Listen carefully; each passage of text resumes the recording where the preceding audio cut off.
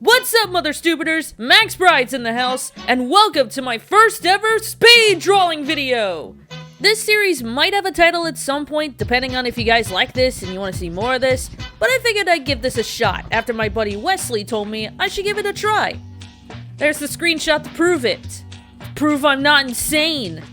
Even though I very much am. The last couple months, Wes has been running a roleplay server called Tethers of the Lost World, which I've been a part of and helped to further develop.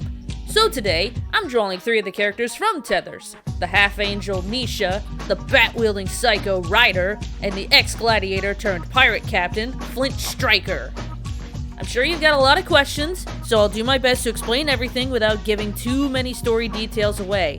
After all, this is still a work in progress, and it's not entirely ready yet to be put out there publicly. Now, I have been doing several drawings for Tethers, which I've shared over in my Discord server, linked in the description, but that's as far as outreach goes at the moment. Maybe I'll eventually make a new section on the Nerdy Maniacs website, and all the information and drawings and all that bullshit will live there. Who knows? I keep meaning to talk to Wes about this, since, after all, this whole thing was his idea, this is his creation, he is the brain behind the thing. I'm merely just a part of it. I felt to explain everything while also playing as multiple crazy-ass characters. Anyway, about Tethers of the Lost World. Tethers primarily takes place in a country known as Speranza. Years before the story, 5 comets landed in Speranza, each with their own magical properties that gave the inhabitants of each region magical powers. You got the Fire Comet, which landed in the mountains and gave the gladiators that lived there these fire powers from this magical space bird or whatever. You got the Wind Comet, which pulled down the storms with it and gave the wastelanders there electricity and storm powers, and also the ability to make technology and shit.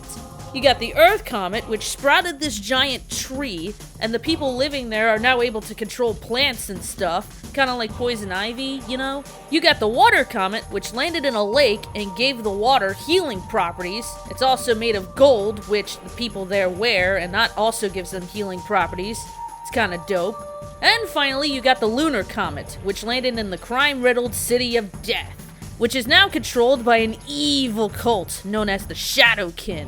The Lunar Comet is mainly controlled by the Shadowkin, by the way. They're the only ones with the lunar powers, and these powers give them the ability to teleport and mentally fuck with people. Anyway, the way these people are connected to the comet is through magical tethers, hence the name of the series. As for the Lost World part, well, that's a story for another day. Now, we meet all 3 of these characters I'm drawing today in the City of Death. Ryder lives there, Nisha returns there, and Flint is exiled there. Because of this, I refer to them as the City Trio, as they're the 3 main characters to come from the City of Death. I created and play as Ryder, while Wes created and plays as Nisha and Flint. Now riddle me this, Batman! How did we get here? So the story starts with Ryder meeting Nisha and robbing her. You know, like you do. After he expresses an interest in joining the Shadowkin to get powers, she decides to help him with that. Well, Ryder gets to join the Shadowkin and gets powers, while Nisha, who is wanted by the Shadowkin for crimes I won't disclose here, she gets captured and turned into basically a power battery. But don't worry, folks, Ryder's not that much of an asshole. Basically, he realizes how much he loves Nisha and decides to save her. He also kills one of the elite Shadowkin members in the process. You know, like you do. Later on in the story, Ryder and Nisha are attacked by another elite by the name of Zarkos. And after this attack, they both decide to get a drink. But for some fucking reason, which I can't seem to understand, instead of going to a tavern, they decide to visit Nisha's ex-boyfriend, Flint Striker. Why? Why not? He's an interesting character, and so's the angel that's associated with him. So fuck you! Later on in the story, Nisha, Ryder, and Flint all get captured by the Shadowkin. Again. Nisha is left in the care of this evil angel known as Paranoia, while Ryder and Flint are death-marked and sent to the Fire Mountains so Flint can quote-unquote relive his past. That's what the pins on their jackets are, by the way. Those are death-mark pins. The other pin that Ryder wears, that's a summoner pin, but I'll explain that another time. Well, anyway, Ryder and Flint, they end up becoming pretty good friends, I'd say, during this time, as they try to find someone who can help save Nisha from the Shadowkin. To make a long fucking story short, they do save her, and everything goes back to normal. Right? Right? Wrong! Later on in the story, Nisha breaks up with Ryder after seeing how horrible and toxic of a boyfriend he really is. Ryder tries desperately to get her back, but it's too late.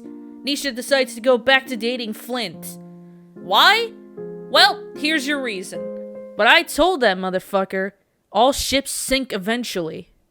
Yeah, and Ryder will get her back, Mr. Storyteller. Just you wait, because soon it's gonna be a nice night for a neck injury! So anyway, Nisha and Flint travel to the Lost World. He wants to build a castle there for the both of them to live in.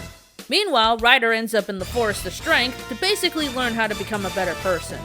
He wants to be the hero that Nisha wants him to be, not this malevolent king that everybody hates. So sometime after this, a Shadow King cultist attacks Nisha and tries to kidnap her again. This causes her to eject out of her physical body and into her angel form, as you can see here in the drawing here. The very same cultist also attacks Flint while he's on a fishing trip with his crew. The cultist torments Flint, torturing him, and then rips his arm off, which is also what's shown here in the drawing. Thankfully, while Ryder once again tries to get Nisha to come back with him, they magically sense that Flint, oh no, he's in danger! And Ryder saves him from the cultist by smashing his stupid skull with a baseball bat! That'll show him for fucking with my friends, that stupid goddamn pleb with a mask! Now Ryder thinks that because he saved Flint, the three of them are all friends again, declaring, "Look at us all, back together, and one big happy family!" Yeah, I'm still working on the voice, so cut me some slack. But are they really one big happy family? I guess only time will tell. And that's the drawing. Hopefully you guys enjoy this, and if you want me to do more speed drawings like this, let me know in the comments below. Maybe send some suggestions on things I can draw, or if you want me to go over any techniques I used today. I kinda skipped on explaining that since I wanted to give context to this drawing, so hopefully you guys like that too, and I'll be sure to do more of that in future vids as well. Thank you guys for watching, make sure to like and subscribe, and I'll see you guys in the next video. Max out.